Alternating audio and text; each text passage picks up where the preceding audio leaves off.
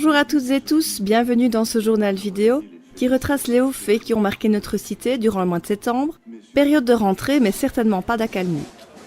En cette année de commémoration des conflits qui ont marqué le siècle dernier, nous vous avions longuement évoqué les hommages et événements organisés au mois d'août. Parallèlement à cela, s'est tenue jusque fin septembre en la chapelle des Sépulcrines une magnifique exposition organisée par le Musée régional d'archéologie et d'histoire de Visé sur le thème « Visé, une cité martyre au cœur de la tourmente ». Un environnement et des documents particulièrement soignés replongeaient les visiteurs au cœur de ce conflit et de cette sombre période de notre histoire, de notre ville en particulier.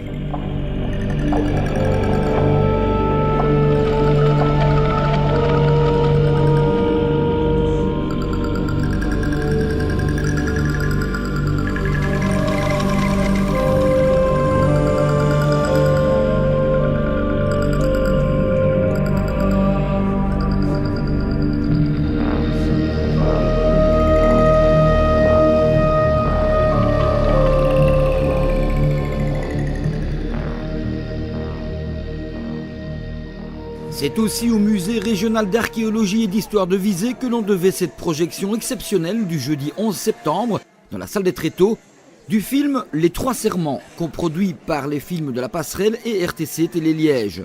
Un document magnifique qui relate la guerre 14-18 selon un ancrage liégeois que le public présent a apprécié à sa juste valeur. Commémoration toujours, mais d'un autre conflit du siècle passé, avec cette fois un hommage rendu aux Américains qui en 1944 ont libéré Visé. Le cortège organisé à cette occasion a déambulé dans les rues de la ville au rythme de son harmonie et de ses haltes auprès des monuments concernés.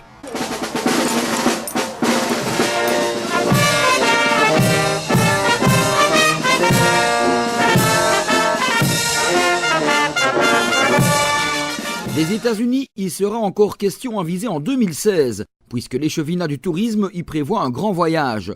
Bien que la date ne soit pas encore tout à fait fixée, ce sera durant la seconde quinzaine du mois de mai 2016, les grandes lignes de ce trip ont été dévoilées.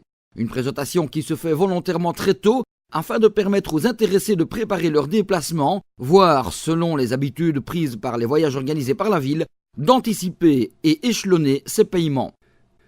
Pour en finir avec les commémorations, il en est une, annuelle celle-là, qui se déroule traditionnellement en septembre, à savoir la procession de Saint-Adelin.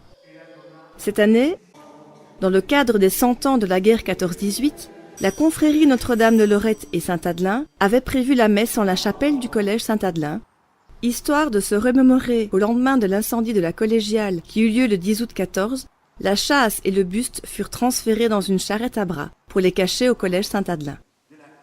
Malheureusement, la pluie mettait un terme prématuré à la cérémonie, finalement tronquée de sa partie processionnelle.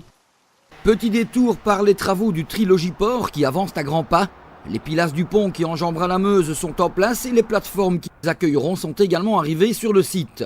Le détournement côté rive gauche est lui aussi prêt à entrer en fonction. Du côté de devant le pont, près du pont de Hacourt, le rond-point est lui aussi bien avancé, de même que la bretelle qui rejoindra le nouveau pont d'Hermal évoqué ci-avant.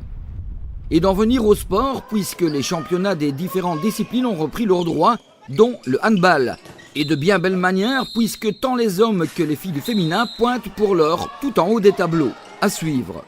Idem en football, avec l'URS Lix, présenté le mois dernier, qui poursuit sur sa lancée et mène les débats en P3.